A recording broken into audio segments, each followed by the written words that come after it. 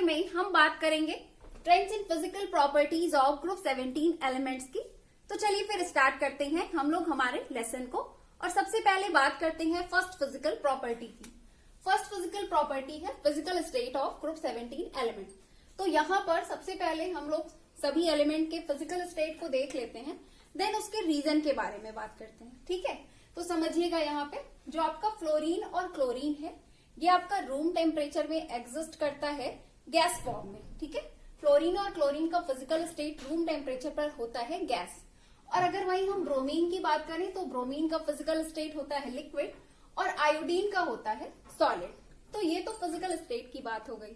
अब आ जाते हैं हम लोग इनके रीजन पे। तो रीजन की अगर हम लोग बात करें तो रीजन कुछ इस तरह से है कि एलिमेंटल स्टेट में जो आपके ये ग्रुप 17 के एलिमेंट्स हैं ये आपके एग्जिस्ट करते हैं मॉलिक्यूल की फॉर्म में, डाई एटॉमिक मॉलिक्यूल के फॉर्म में। डाई एटॉमिक मॉलिक्यूल के फॉर्म में एग्जिस्ट करने का मतलब है कि जो आपका फ्लोरीन है वो आपका एलिमेंटल स्टेट में एग्जिस्ट करता है एज F2, है ना। ये आपका F2 के फॉर्म में एग्जिस्ट करेगा, ये आपका Cl2 के फॉर्म में एग्जिस्ट करेगा। और इस तरह से ब्रोमीन और आयोडीन भी आपके डाई एटॉमिक मॉलिक्यूल के फॉर्म में एग्जिस्ट करते हैं। अब इसके आगे की बात समझते हैं। देखिए होता क्या है, अब जब ये मॉलिक्यूल के फॉर्म में एग्जिस्ट कर रहे हैं तो ऑब्वियस सी बात है कि इनके मॉलिक्यूल्स के बीच में कोई ना कोई इंटरमॉलिकुलर फोर्स भी काम करता होगा, है ना। तो इनके मॉलिक्यूल्स के बीच में जो इंटरमॉलिकुलर फोर्स काम करता है वो है आपका van der Waals force. Okay, तो यहाँ पे मॉलिक्यूल्स के बीच में काम करता है वॉन डेर वाल फोर्स। इतनी बात क्लियर। अब इसके आगे समझिए। देखिए इसके आगे होता क्या है कि जैसे जैसे यहाँ पे आप टॉप से बॉटम की तरफ आ रहे हैं फ्रॉम फ्लोरीन टू आयोडीन, तो होता क्या है टॉप से बॉटम की तरफ आने पर यहाँ पे एटम का साइज इंक्रीज होता है। अब जब एटम का साइज इंक्रीज हो रहा है तो ऑब्वियस सी बात है कि इनके मॉलिक्यूल का साइज भी इंक्रीज होगा, है ना। तो होता क्या है कि जैसे जैसे हम लोग टॉप से बॉटम की तरफ आते हैं वैसे वैसे चूंकि मॉलिक्यूल का साइज बढ़ता है तो मॉलिक्यूल के साइज के बढ़ने की वजह से जो मॉलिक्यूल्स के बीच में इंटरमॉलिकुलर फोर्स काम कर रहा होता है, जो वॉन डेर वाल फोर्स काम कर रहा होता है, उस फोर्स की स्ट्रेंथ भी जो है वो बढ़ती जाती है। ठीक है, जैसे जैसे आप टॉप से बॉटम की तरफ आ रहे हैं मॉलिक्यूल का साइज बढ़ रहा है। जब मॉलिक्यूल का साइज बढ़ता है ना तो मॉलिक्यूल्स के बीच में जो वॉन डेर वाल फोर्स काम कर रहे होते हैं उस फोर्स की स्ट्रेंथ भी बढ़ जाती है। तो इसका मतलब ये है कि सबसे ज्यादा वॉन डेर वाल फोर्स इसके मॉलिक्यूल्स के बीच में लग रहा है ना। और सबसे कम वॉन डेर वाल फोर्स यहाँ पर लग रहा है, यानी कि यहाँ पे जो फ्लोरीन के मॉलिक्यूल्स के बीच में वॉन डेर वाल फोर्स काम कर रहा है उसकी स्ट्रेंथ जो है वो कम है ना। इतनी बात क्लियर। अब इसके आगे समझिए। इसके आगे ये है कि चूंकि यहाँ पे weak van der Waals force काम कर रहा है, अब जब weak van der Waals force काम कर रहा है तो उसके मॉलिक्यूल क्या होंगे, दूर दूर होंगे। और जब मॉलिक्यूल दूर दूर होता है किसी भी एलिमेंट का जब मॉलिक्यूल दूर दूर होता है तो क्या होता है, उसकी फिजिकल स्टेट कैसी होती है, गैस होती है। ऑब्वियस सी बात है ना। गैसियस फिजिकल स्टेट का क्या मतलब है, गैसियस फिजिकल स्टेट होने का यही मतलब होता है ना मॉलिक्यूल्स का दूर दूर होना, है ना। अब जब वहीं पे आप और नीचे आ रहे हैं तो ब्रोमीन में अगर आप आ जाएं तो ब्रोमीन में थोड़ा सा मॉलिक्यूल्स पास आ गया है ना। मॉलिक्यूल्स थोड़ा सा पास आ गया, वहां पे थोड़ा ज्यादा वॉन डेर वाल फोर्स काम कर रहा है ना। तो वहां पे इसका फिजिकल स्टेट लिक्विड हो गया। और वहीं जब आप आयोडीन में आ गए तो एक अच्छा खासा एक स्ट्रॉन्ग एक हाई स्ट्रेंथ वाला वॉन डेर वाल फोर्स काम कर रहा है। मॉलिक्यूल काफी पास आ चुके हैं, एक दूसरे से एकदम कंपैक्ट हो चुके हैं। तो इस वजह से इसका फिजिकल स्टेट कैसा हो गया, सॉलिड हो गया। ठीक है, तो यहाँ पे इसका फिजिकल स्टेट और उसके पीछे का रीजन ये आप समझ गए हैं, है ना।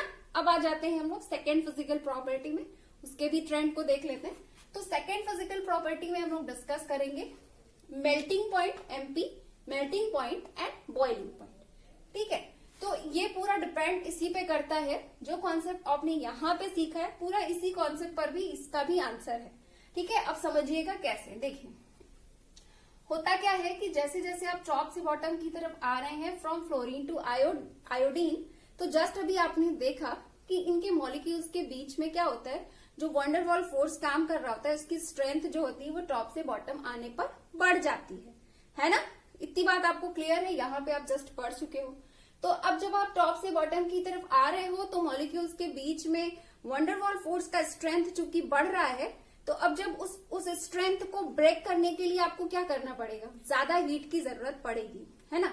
फिर से समझिएगा मैं क्या कह रही हूँ। देखिए आप क्या पढ़ रहे हो, melting point and boiling point. Melting point का क्या मतलब है, मेल्टिंग पॉइंट एक्चुअल में क्या होता है, मेल्टिंग पॉइंट अगर हम लोग नॉर्मली अगर एक्सप्लेन करें, नॉट साइंटिफिक डेफिनेशन, अगर जस्ट नॉर्मली डिफाइन करें तो मेल्टिंग पॉइंट का मतलब हम लोग यही जानते हैं कि वो टेम्परेचर जिस पर आप क्या करो, किसी भी कंपाउंड को मेल्ट कर दो, है ना, मेल्ट कर दो। और बॉइलिंग पॉइंट का क्या मतलब होता है, जिस टेम्परेचर पर आप मॉलिक्यूल को बॉइल कर दो। तो यहाँ पे ओवरऑल जो हमारा मेन कॉन्सेप्ट है हम यहाँ पे आ जाते हैं। तो ओवरऑल हमें यहाँ पे क्या बताना है, हमें यहाँ पे हम पर्टिकुलरली टेम्परेचर की बात कर रहे हैं, उस टेम्परेचर की बात कर रहे हैं जिस पर कि आप इसे मेल्ट कर सको या फिर बॉईल कर सको, मेल्ट कर सको और बॉईल कर सको, उस पर्टिकुलर टेम्परेचर की बात। अब समझिएगा, जब हम टॉप से बॉटम की तरफ आ रहे हैं तो यहाँ पे मॉलिक्यूल्स के बीच में लगने वाला वॉन्डरवॉल फोर्स का स्ट्रेंथ बढ़ रहा है। तो जब भी हम लोग करते क्या है, एलिमेंट को बॉईल कर रहे होते हैं या फिर मेल्ट कर रहे होते हैं, तो उस दौरान उनके मॉलिक्यूल्स के बीच बीच में जो फोर्स काम कर रहा होता है वो फोर्स ब्रेक हो रहा होता है। वो फोर्स क्या होता है, ब्रेक हो रहा होता है, ठीक है। तो यहाँ पे आपका फोर्स वीक लग रहा है ना। फ्लोरीन के केस में आपका जो मॉलिक्यूल्स के बीच बीच में वॉन्डरवॉल फोर्स काम कर रहा है वो फोर्स वीक है। अब जब यहाँ पे वीक फोर्स काम कर रहा है तो उसे ब्रेक करने के लिए आपको लेस हीट की जरूरत पड़ेगी। जब वहां पर लेस हीट की नीड होगी तो ऑब्वियस सी बात है कि इसका melting point and boiling point कम होगा, है ना। और यहाँ पे क्या है, अब जब आप टॉप से बॉटम की तरफ आ गए एंड आपको पता है कि आप आ गए तो वॉन्डरवॉल फोर्स का स्ट्रेंथ बढ़ गया। अब जब स्ट्रेंथ बढ़ गया तो उस हाई स्ट्रेंथ वाले फोर्स को हमें ब्रेक करने के लिए ज्यादा हीट की नीड होगी। अब जब ज्यादा हीट की नीड होगी तो ऑब्वियस सी बात है कि melting point and boiling point इसका हाई होगा। तो ये रीजन है कि जैसे जैसे हम लोग टॉप से बॉटम की तरफ आते हैं melting point and boiling point जो है वो इनका इंक्रीज होता है, ठीक है। तो ये इसकी सेकेंड पॉइंट, ये आपका सेकेंड मतलब फिजिकल स्टेट हो गया है, फिजिकल प्रॉपर्टी हो गई, फिजिकल प्रॉपर्टी हो गई। अब आ जाते हैं थर्ड फिजिकल प्रॉपर्टी में। थर्ड फिजिकल प्रॉपर्टी में हम लोग बात करेंगे ग्रुप 17 के एलिमेंट्स के एटॉमिक एंड आयनिक रेडाई की। तो यहाँ पर हम लोग 2 पॉइंट्स डिस्कस करेंगे, पहले समझिएगा। फर्स्ट पॉइंट पे हम लोग टॉप से बॉटम कंपैरिजन करेंगे एंड सेकेंड पॉइंट में हम लोग क्या करेंगे कि जो इसके बगल में, मतलब जैसे आप यहाँ पे ग्रुप 17 पढ़ रहे हो तो इसके पहले के जो ग्रुप्स हैं लाइक ग्रुप 15, 16 है तो उनसे कंपैरिजन करेंगे, ठीक है। तो पहले टॉप टू बॉटम वाला कंपैरिजन करते हैं। देखिएगा फर्स्ट नंबर समझिएगा। फर्स्ट नंबर में मैं आपको ये बता रही हूँ कि ये in the case of halogen, जब आप हैलोजन या फिर पूरे पीरियोडिक टेबल में कोई भी ग्रुप हो, सभी के लिए ये सेम है, एटलीस्ट ये पॉइंट तो सेम ही है कि जैसे जैसे आप टॉप से बॉटम की तरफ आते हो किसी भी ग्रुप में, आप यहाँ पे ग्रुप 17 पढ़ रहे हो बट ये पर्टिकुलर पॉइंट हर ग्रुप पे लागू है कि जैसे जैसे आप लोग किसी भी ग्रुप में टॉप से बॉटम की तरफ आते हो वैसे वैसे एटॉमिक एंड आयनिक रेडाई जो है वो इंक्रीज होता है। अब ऐसा क्यों होता है, उसके पीछे रीजन क्या है? तो रीजन बहुत सिंपल है।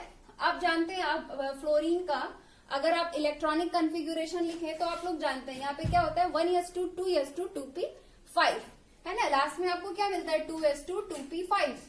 यहाँ पे आपको क्या मिलेगा, क्लोरीन के केस में आपको क्या मिलेगा 3s2 3p5, है ना। इसी तरह से यहाँ पे 4s2 4p5, यहाँ पे आपको मिलता है 5s2 5p5, है ना। तो इससे आपको पता क्या चलता है, इससे आपको ये पता चलता है ना कि आपके जो फ्लोरीन है यहाँ पे टोटल कितने सेल्स हैं, 2 सेल्स हैं, है ना। ये लास्ट में आपको क्या सेकंड सेल ही तो दिख रही है ना, तो इस पे कितने सेल्स हैं, 2 सेल्स हैं। यहाँ पे कितने सेल्स हैं, 3 सेल्स है। यहाँ पे कितने सेल है, 4 है। यहाँ पे कितने हैं, 5 है।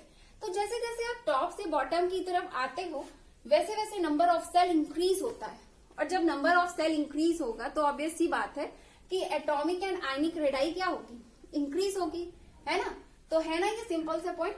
चलिए इसका फर्स्ट पॉइंट आपका क्लियर हो गया, थर्ड का ए क्लियर हो गया। अब आ जाते हैं थर्ड के बी में। थर्ड के बी में समझिएगा, थर्ड के बी में मैं आपको क्या बता रही हूँ, यहाँ पे मैं आपको ये बताना चाहती हूँ कि पूरे पीरियोडिक टेबल में मैं ऐसा एक छोटा सा रफ डायग्राम ले लेती हूँ। यहाँ पे पूरे पीरियोडिक टेबल में जैसे यहाँ पे आपका क्या होता है, एस ब्लॉक होता है, यहाँ डी ब्लॉक होता है, यहाँ पे क्या होता है आपका पी ब्लॉक होता है।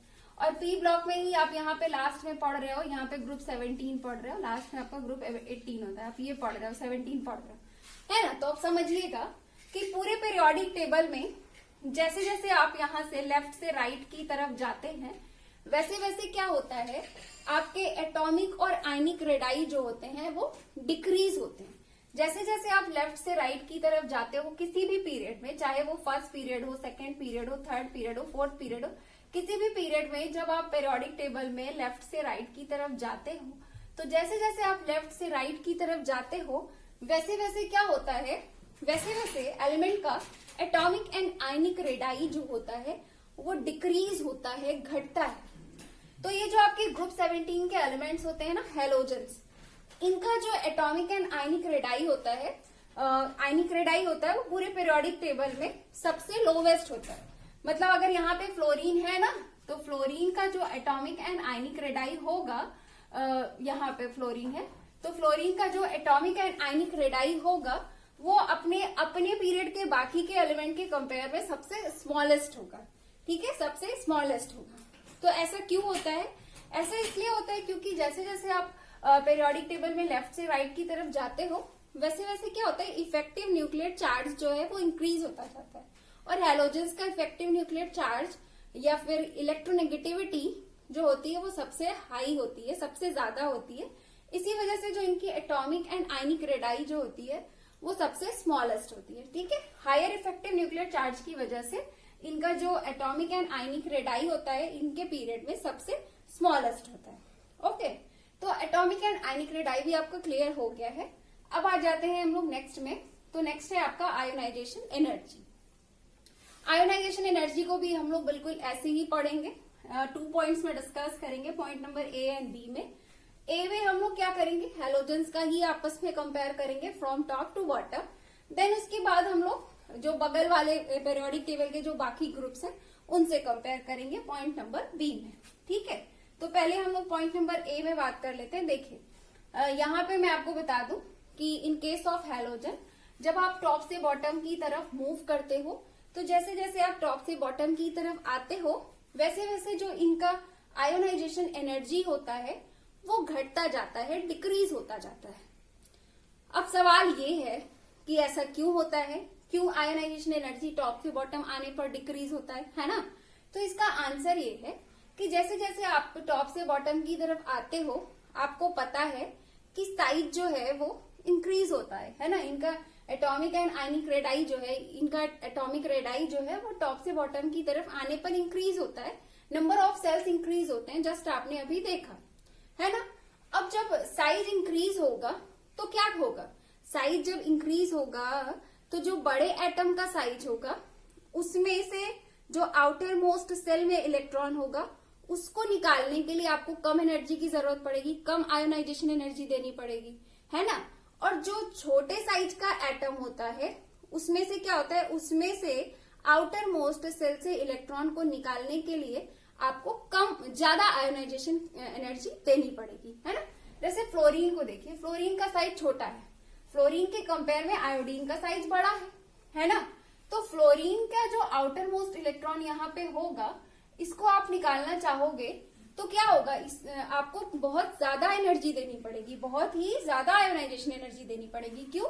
क्योंकि भाई साइज छोटा है तो ये इसका यहाँ पे न्यूक्लियस है, न्यूक्लियस से इलेक्ट्रॉन काफी पास होगा, न्यूक्लियस इलेक्ट्रॉन को अंदर की तरफ खींचेगा, इसे बाहर नहीं निकलने देगा। लेकिन आयोडीन के केस में क्या, आयोडीन के केस में न्यूक्लियस से जो आपका ये आउटर मोस्ट सेल होगा वो काफी दूरी पे होगा, है ना?